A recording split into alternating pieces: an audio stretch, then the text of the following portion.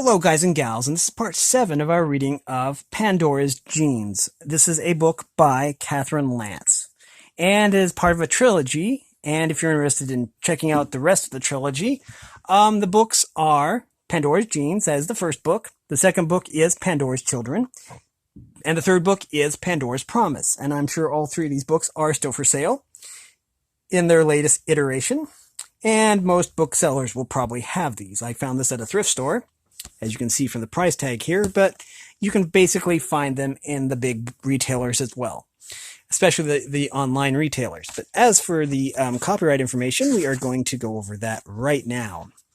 It says here, all rights reserved. Copyright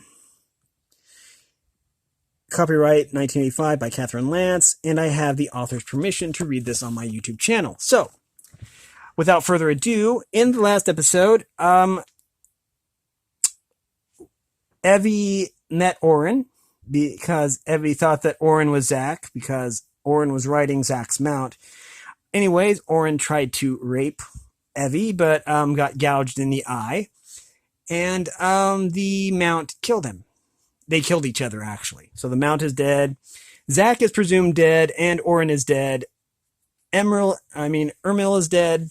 So Evie befriended a fox cat. A young fox cat. Its mother had fallen into a spike trap and died, which is kind of sad. And I don't know what's going to happen with that. But anyways, Evie managed to make it to the garden, and there is a female warrior that saved her life, apparently. And we're going to continue from there. There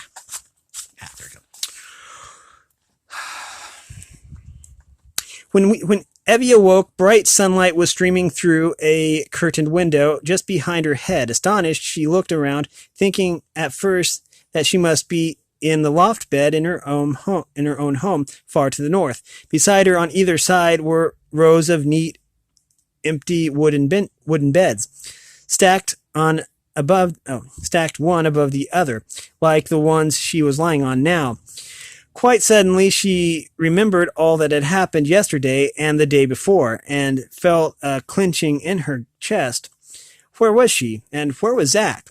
She threw off the covers and ran to the massive wooden door. Her legs were scratched and bruised, and her bare feet felt cold against the wooden floor. Then she realized that she was wearing nothing but a very short woolen tunic, much too small for her.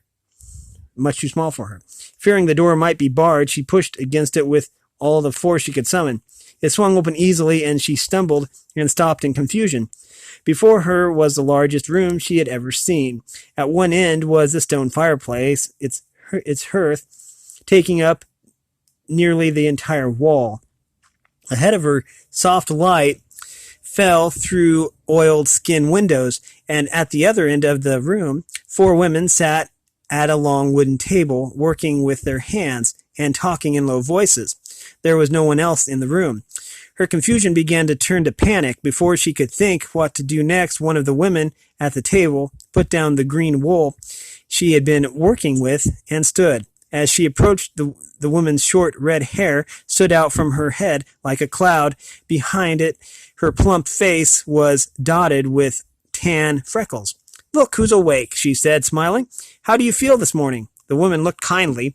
Evie hung by the door, embarrassed by her skimpy costume. "Where am I?" she asked. "You are at a place called the garden," said the woman. Evie felt her heart skip, so she had found the right place. "Is Zack here?" she asked next, unable to keep her excitement out of her voice. "Who?" "The man I was traveling with." The woman frowned in puzzlement. "You were alone when we found you. Don't you remember?" "He promised he would meet me here." "We've seen no one named Zack," the woman said. "Hilda," she confirmed, speaking to one of the women still at the table. "Fetch Katha. Tell her our guest is awake." Evie scarcely heard her. Zack was not here. That meant she didn't want to think what that meant. Perhaps he had lied to her. He had never intended to come here, or worse. She remembered again the throat-cutting gesture Orin had made. His statement that Zack had gone to where he would cause no more trouble. She must return to the bridge as quickly as possible to help. And with help. The woman with the red hair took her arm. "My name is Gunda," she said. "We can get acquainted while you eat breakfast." Evie felt that she was about to start crying, but this was no time to act like a child.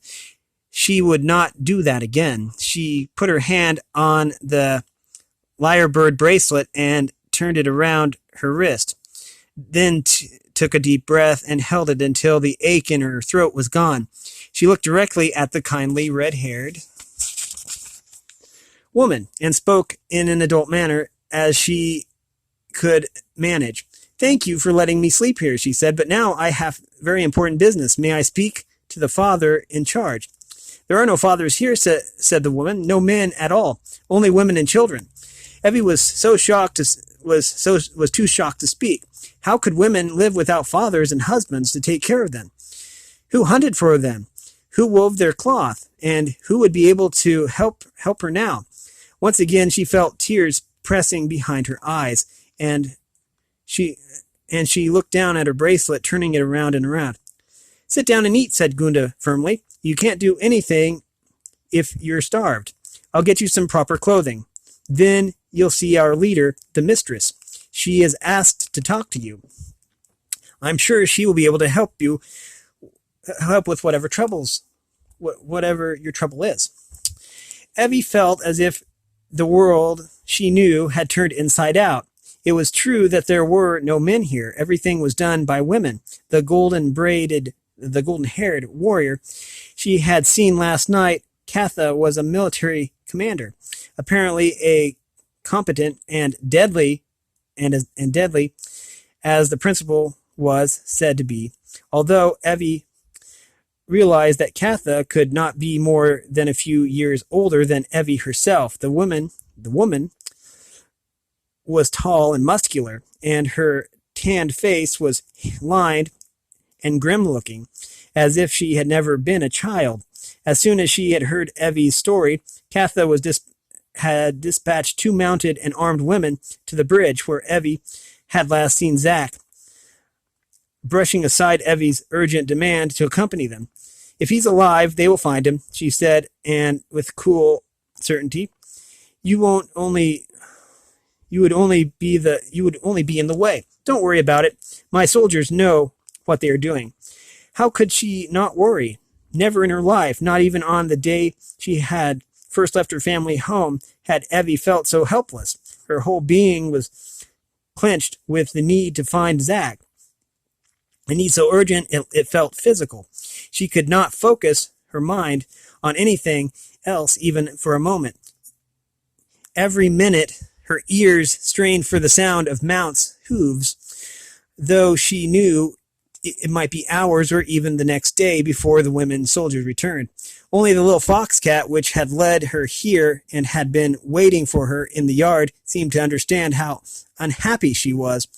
She scooped it up in her arms, and soon as she saw it, and sympathetically the small animal began to lick her cheek with its rough tongue, then buzzed reassuringly as if to say, "I am with you." Just now it was indeed with her, helping her to satisfy the curiosity of the leaders of the strange place while she waited word of Zack. She was sitting on a wooden bench in a tiny dark cabin. Although it was full daylight, the 2 small windows were shuttered, and the only illumination came from flickering, odorous flat fish oil lamps. Beside her was Katha, and across from her was a dark wooden chair on rockers. As the leader of the garden, the tiny room seemed to be all furniture with scarcely space to walk. There were chairs, tables, and chests of shiny polished wood, all obviously made before the change. On a long high bench at the end of the room were dozens of dark and shiny objects, still glittering with metal, others glass, and all with mysterious shapes. Lining 2 of the walls from floor to ceiling were row upon row of dusty, colored boxes, which Evie realized with a start must be books. The mistress was by far the oldest person Evie had ever seen. She was dressed in a long, dark gown with a short white coat, buttoned over it. Instead of in the tunic and trousers worn by the other women. Evie had seen that she was small, shrunken, like an animal or a sick child. Her thin, pale hair was pulled sharply back from her face, but her tiny features did not look severe. When she spoke, it was slowly and with some difficulty, as if a part of her mouth would no longer work, and Evie had to lean forward and concentrate to hear her. Just now, the mistress and Katha were watching the baby foxcat as it played on the wooden floor. "Remarkable," said the old woman. "It saved the girl's life," Katha said. Its cries appeared to be deliberate, as if to attract our attention. Apparently, it had imprinted on her. The foxcat seemed abruptly to tire of playing and yawned, and then tottered over to Evie, jumping onto her lap. "Remarkable," said the mistress again. "It's almost as if it understood you." Now she turned her intense blue eyes on Evie. "Evie, daughter of Eugenia," she said, "I can see you are impatient. You want to learn what has become of your friend, but I can promise you that Katha's soldiers won't return 1 minute sooner than they return." Evie was astonished. The old woman had scarcely seemed to know that she was in the room. After a moment, the mistress's face twisted in what Evie finally identified as a smile. "Now you can fill this time in worry and imagining. I expect that you are good at that, or you can make the time pass by telling us how you have come here. The choice is yours." When Evie had finished her story, it was late afternoon, and the mistress and Katha had both listened with absorption, asking many questions, making her go over some parts. Katha, in particular, had seemed anxious to discover if Zach had touched her or hurt her in any way. The mistress had wanted to know what exactly Zach had done at each juncture, how he had behaved, and what he had said. The mistress asked Evie once again to describe Zach's appearance, and she did, explaining how frightened she had been at first by his size and power, and how quickly she had come to see his gentle side. As Evie spoke, the mistress closed her eyes and nodded her head. For a moment, Evie thought the old woman had fallen asleep, but when she reached the end of her description, the mistress's eyes snapped open. When do you expect the guards to return?" she asked Katha. "Soon," said the young woman. "Before sunset, anyways." You're convinced it's he, right? He, then. "I'm certain of it," said the old woman. "Zach is not a common name, and only one Zach we know of works for the principal." "I'd caution against too much hope," said Katha in a matter-of-fact tone. "From what Evie says, it's not likely he's alive." Evie felt her throat tighten, and she was about to protest when the old woman shook her head, looking impatient. Zach is a remarkable man," she said. "Anything is possible." "It's true, then," Evie blurted out. "You know him." Again, the mistress made her grotesque attempt at a smile. "Zach spent the first 20 years of his life here," she said. "Katha was a baby when he left, but I knew him well, very well indeed, though I haven't seen him in nearly as many years as he has lived here. He is my son." Interesting. Chapter 3. The principal was in a rage. It seemed that nobody around him could be depended upon. In the early days, when he had first taken the capital and was beginning to unify the district, he had been able to see to almost everything himself, but the capital had long since expanded from a half-settled ruin to a thriving city, and with it had grown the complexities of management, as well as the necessity of training new men to extend the small area of light into the darkness that was the world. He simply didn't have the time or patience for routine anymore, and Zach, who generally attended to such details, was out in the district. Burton, the bumbling fool who was covering a small part of Zach's duties as general factotum, seemed incapable of anything but stammering apologies. "It wasn't my fault," Burton was saying for the third time. "Nobody knew anything was wrong till it was too late, and they just died." "They just died?" said the principal as evenly as he could. 14 of the finest mounts just died because nobody noticed they were sick? Uh-oh. "The Mount Master has been sick himself these last few days, and we thought he'd see to them when he returned." "Do you know how much those animals cost?" said the principal before Burton could answer. He went on, more than you could earn in 100 years, and it wasn't my metal. It was money I collected from my people to build a better life for them. I suppose the Dina-cursed criminal who sold us the sick animals is gone too." "I don't know, sir," said Burton, trembling. "Well, find out," the principal shouted, and with that he hurled the book he had been reading after his rapidly departing assistant. He stood still and took 3 slow, deep breaths, then crossed the room to retrieve the book. He sighed. The binding had been split in half. His aide's incompetence had cost him some valuable animals. His own temperance had damaged an irreplaceable book.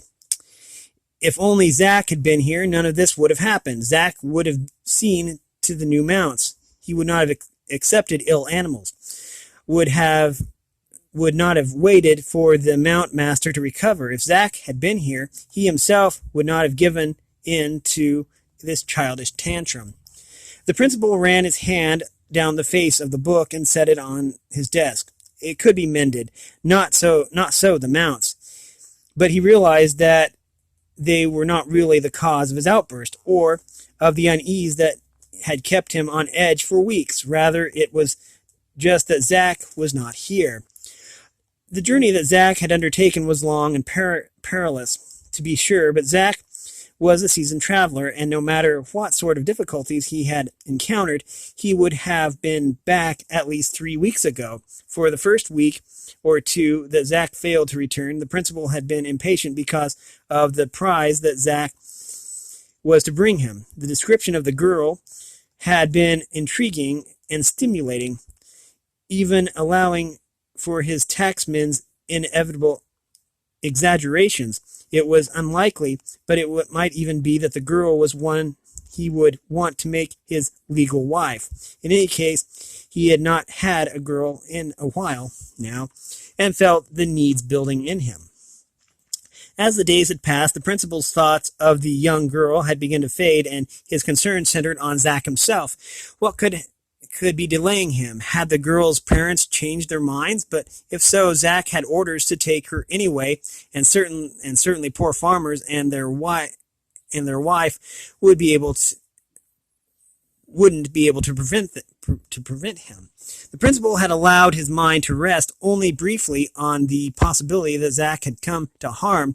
In the first place, he had the utmost faith in Zach's abilities to protect himself from bandits, poison bats, or even other common dangers. In the second, he simply could not face such a catastrophe. Perhaps he finally decided something had happened to Zach's mount. She was not young, and possibly the journey was too much for her. Very likely Zach was on foot now, with the girl, which would necessitate moving very slowly. A week ago, an armed party had been sent out to meet Zach and the girl. Perhaps even today they would return, and the capital would once again begin running smoothly. As it was, the principal was almost dizzied by details. Dina's like Burton, of course. He would have to be punished as an example, but the principal hesitated to act too harshly. A public flogging and a fine to be taken from his monthly pay until the mounts were at least symbolically paid for, seemed the best solution. The principal sighed. He shoved away. He strove always to be, above all, fair, obeying the law to the letter, with the spirit of justice, and nobody followed the law more closely than he who made them. In the ancient books, there were stories about men in the principal's position, the greatest leaders, those who had done the most for the cause of civilization, had been as he was, controlled and controlling, and consequently lonely.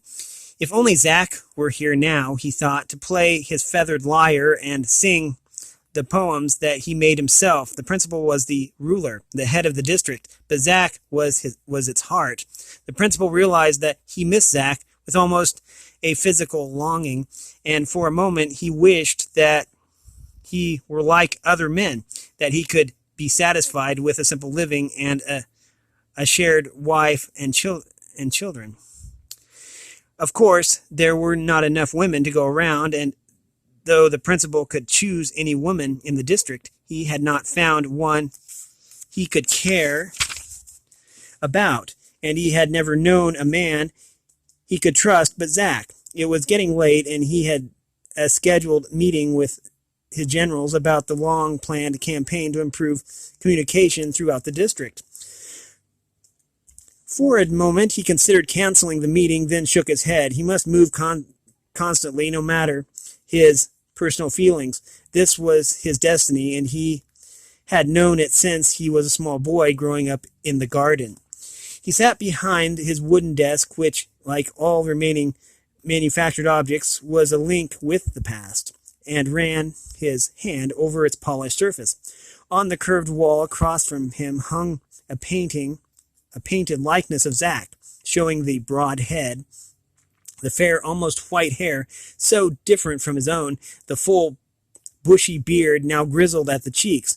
Once again he felt his mind wandering to the route Zack had taken, the sleep mountain trail, the thick trees which he had not seen since the year when he had taken control of the district from the president.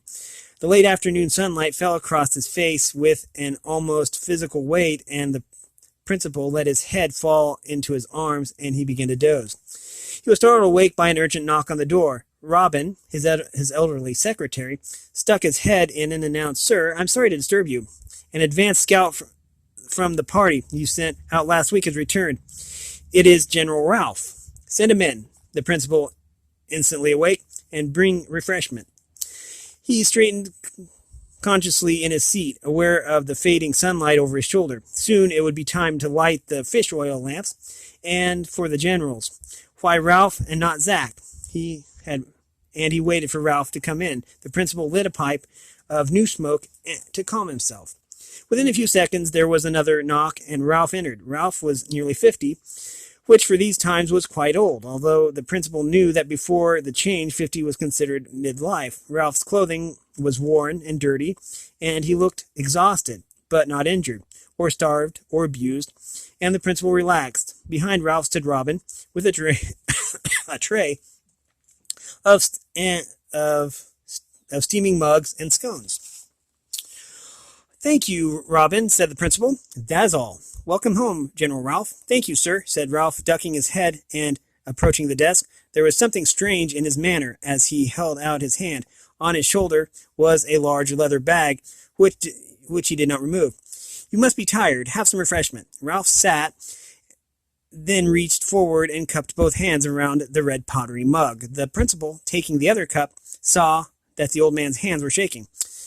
Hating the formalities, the principal leaned back and took a deep drink of the warm liquid. As it flowed into his stomach, he became aware of how tired he was and how on edge Ralph too seemed to relish the drink, and drank deeply twice before he set the mug down on the edge of the desk and began self-consciously to speak. "I'm afraid we have bad news to report," he began. "Zack," said the principal, but Ralph was already continuing. We had not gone far before we discovered some refugees, a family of 6 who had been driven from their home in the southwest. they had crossed the northern fjord trying to get to the capital. Refugees from the west, the principal leaned forward. They had been burned out, but apparently not by outlaws. They were attacked by followers of a new religion. The principal frowned. I've not heard of a religion. It started in the far west beyond the borders, said Ralph, or so we pieced together. The principal rubbed his nose as thought a moment. A new religion was not unexpected, and was not necessarily even an important threat, but that it appeared to be taking hold in the southwest could be very bad news and would have to be investigated immediately. Where are these refugees now, he asked. With the rest of the party, said Ralph, but let me go on. Sir, shortly after we met up with the refugees, we were set on by a pack of outlaws. So close to the capital? Again, near the northern fjord, but these were not ordinary outlaws. They were followers of the new religion I told you about. They call themselves the Traders. They were fanatical, sir, like nothing we have dealt with. We sustained heavy losses. How heavy? Asked the principal. This was beginning to sound like a bad dream. Surely Ralph was exaggerating. 1 dead, 2 more wounded. How many in the attacking party? 5, said Ralph. The principal took 3 deep breaths. When he spoke, his voice shook. Are you trying to tell me that fewer than a half dozen ignorant outlaws disabled a party of as many of my trained men? Ralph looked directly at the principal. I told you, sir, these were more than just ordinary outlaws. They used poisoned weapons, and they fought without a care for their own safety. We were lucky to get away at all. Did you take prisoners? 1, but he hanged himself in the night. Dinas, take it, shouted the principal. He struck the desk with his fist, then turned to look out the window. In a moment, he turned back, now calm. I'm sorry, Ralph, he said. Of course, you are only reporting what happened. When may I speak to the other men? Within 2 days, said Ralph. With the invalids and refugees, our way was slowed. I rode ahead because we all agreed you should know as soon as possible what had happened. Yes, of course. And thank you for doing this. How long have you been without sleep? I'm fine, sir. Okay, let's stop that right there. We've been reading from Pandora's Genes. It is a novel by Catherine Lance. It's part of a trilogy, with the second book being Pandora's Children and the third being Pandora's Promise. If you like these books, then make sure you try and get a copy for yourself. It is at most bookstores. And if you like this content, make sure you like and subscribe and ring the bell so you know when I upload. Also, if you want to support me in any way, all the information will be in the description below. As always, thanks for watching, everyone, and have a great day.